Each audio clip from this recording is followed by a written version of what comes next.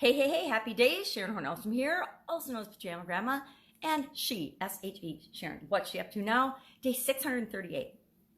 Talking about every day, documenting the journey from brick and mortar corporate America, offline businesses to the online world of all different things, because you can do pretty much anything you want online that you used to do offline. You can do a lot of different things with the internet that we could never ever do before.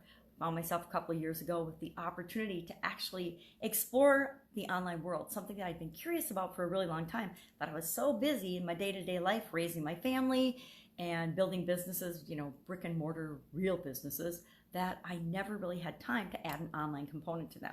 And so now I love finding ways to add an online component to like just about any business, because I am of the mind these days that every business, if it wants to exist in the short and long term, is going to have some kind of an online presence and online component.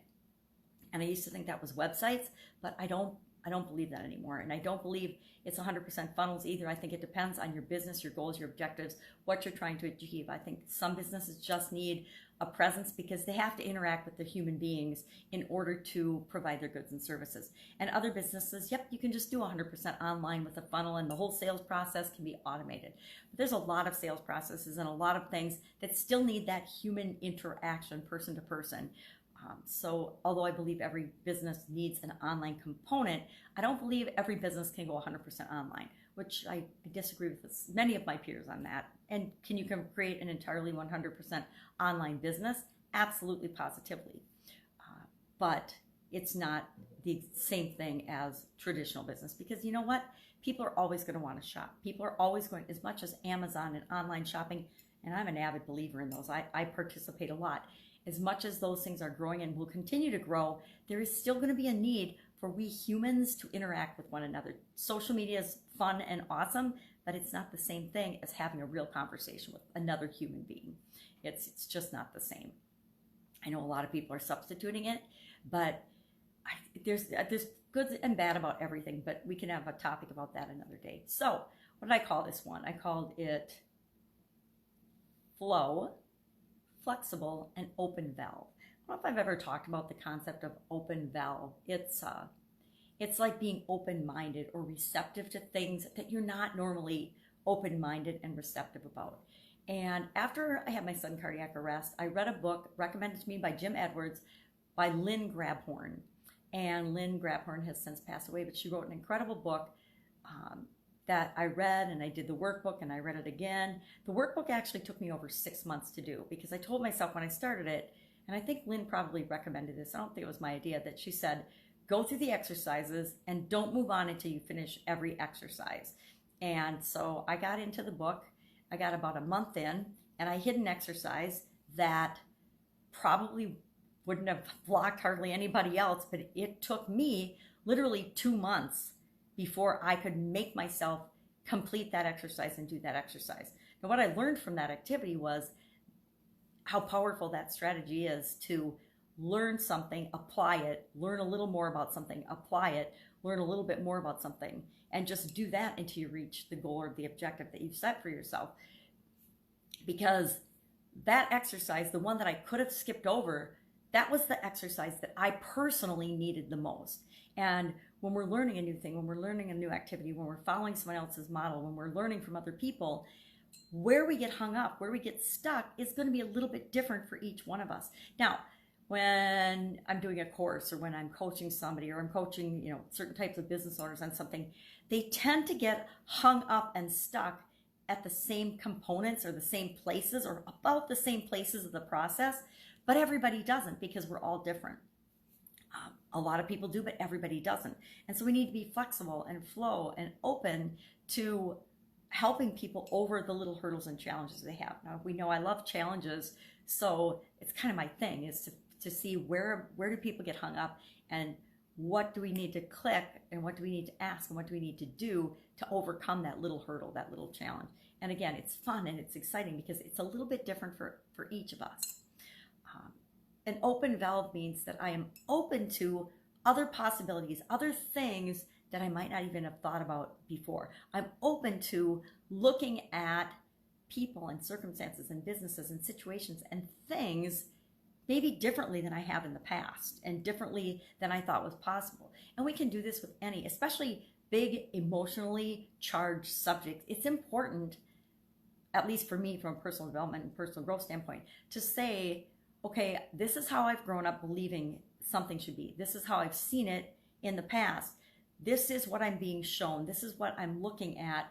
And I'm saying, yeah, this doesn't feel right to me, but I'm open-minded enough to ask questions about it and try to understand it from the other side, the other person's perspective, another point of view. And I still might not agree with it, but at least I've opened up and I've given it more consideration than I would if I just say, nope, this is the way it is. And I think I'm more open-minded and more open-valved because of the experiences that I personally have had. You know, when you have a death experience, you tend to be more open-minded, more flexible, and less judgmental about things. Now, don't get me wrong. I'm still, the queen has spoken. I'm still pretty stubborn about some things, and I have to consciously make myself be open-minded, be flexible, look for different perspectives, look for the other side. And again, I'm not necessarily going to change my mind or agree with it, but I am going to actually consider the other side of things, the other possibilities, the other, put myself in someone else's shoes and say, okay, I still don't agree with you, but I understand where you're coming from with respect to this topic. Now, the biggest challenge for me personally is doing this with my ex-husband, putting myself in his shoes and understanding his perspective, his perception, where he's coming from. And again, a lot of times I still don't agree with him, but I understand his point of view better. And so it just makes everything go more smoothly in our interactions, in our communication, in the projects that we're still involved in together. And this works with anybody and anything. It's always going to benefit you to be able to see things from a broader perspective. Again, you're not going to necessarily change your mind, but if I say, okay, I don't agree with this particular belief or thought or activity, but if I understand where the people that do believe it are coming from, it helps me to, number one, better understand and interact with them, and also to better serve my customers. This is really important when we're dealing with our customers and the people that we're here to serve. If we don't have a clue where they're coming from and where they're at right now and how to really serve them better, give them more value, and solve their problems, how are we going to ever do that? We're not going to be able to do that. So open valve, flexibility, and flow. Those things are to me very important and things that we should just periodically think about. I mean, we tend to get really set and regimented in our ways. And one of my most dreaded lines from corporate America was, well, that's the way we've always done it, or that's just the way it is. The ex-husband used to always say, that's just the way I am. And I'm like, okay, well, that's just the way you've always been, but it doesn't mean that's the way you need to choose to be in the future. But a lot of people believe that they are a fixed individual and they can never change their mind about anything. Me, I stay away from those people nowadays, but you're still going to run into them. You're still going to interact with them. They're still going to be, sometimes they're going to be your customer. And so you're going to have to be a little bit more open-minded and try to understand from their point of view. So working on that today. Just did day 31 of the BP challenge, and we were talking about how do you, just a project management strategy, or I guess it's a project management strategy called Plan, Do, Check, Act. I learned it in college and I still use it today, not on every project, but on a lot of smaller projects. So for example, this 90-day challenge, I'm breaking it into segments, like 10-day segments. Otherwise it would be overwhelming for people, and me too, right? So we're repeating the same similar process about 5 times throughout the overall 90-day challenge. And one way that you can do the different segments of the process is to apply the Plan, Do, Check, Act strategy. So for example, in this segment, I am doing movement, activity, physical exercise to help lower my blood pressure. And so I want to plan, do, check, act that particular segment. So I'm going to plan, well, what am I going to do as part of this segment? What am I going to do to move, get more exercise, get activity, physical activity in my life? Then I'm going to actually do it. I'm going to try a couple of different things. I'm going to do a couple of different things. I'm going to walk. I'm not going to run. I can tell you right now, I'm not going to run.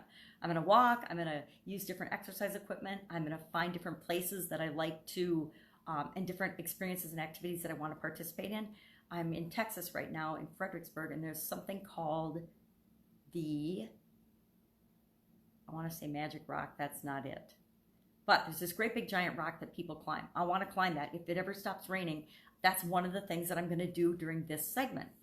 And then I'm going to check and I'm going to do that. And then I'm going to check in with myself. I'm going to say, did that make me feel better? Is that moving me toward what I want? Is that lowering my blood pressure? I'm going to check my blood pressure.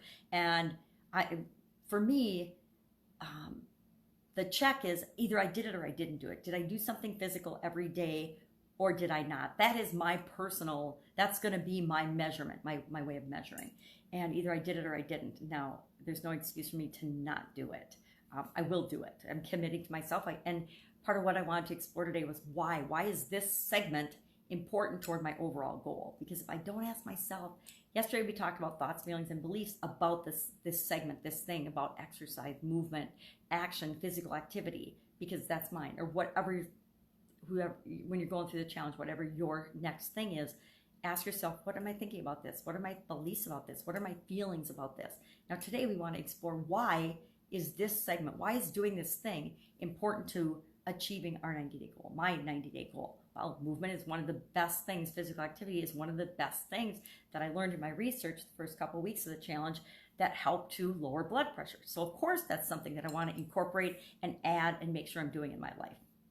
So that's my why. And my biggest why is I don't want to take another prescription drug because I tend to be really susceptible to the side effects of different pharmaceutical products. That's me personally. Your why might be because you want to make more money so you can spend more time with your family. Whatever it is, tap into that why for each of the segments. Again, so we're going through the process at least 6 times because we're going through it for each of the 5 segments we're going to cover, and we're going through it as part of the overall process. So by the time you finish the 90-day challenge, you have got this process so that it's just an automatic way of thinking. So today was all about the why. Why is this segment important toward me achieving my goal? What do we have? Nitty gritty was for Supersize Your Business. So that was kind of fun. It's focusing on the most basic, important components of a project or whatever you're doing. Maybe it's the most basic and important components when you're communicating with somebody. But nitty gritty, it's a fun expression. I've said, hey, let's get down to the nitty gritty lots of times. Let's get down to what's important and let all the other stuff go. So that's it. It's going to be a fun day. I think more traveling, which will be fun too. I'm going to go to some place I've never been before, so I'm excited about that. I'm going to meet an amazing little human being that I've never met before, my great niece. So I'm super excited about that. And whatever else comes my way. If I can help you in any way, hit me up in the comments below. Otherwise, go have an awesome, fun day, just like I'm going to. Be flexible, flow, and open that valve. Be open-minded to looking at things from other people's perspective and see how much more fun your day is. That's it. Catch you tomorrow.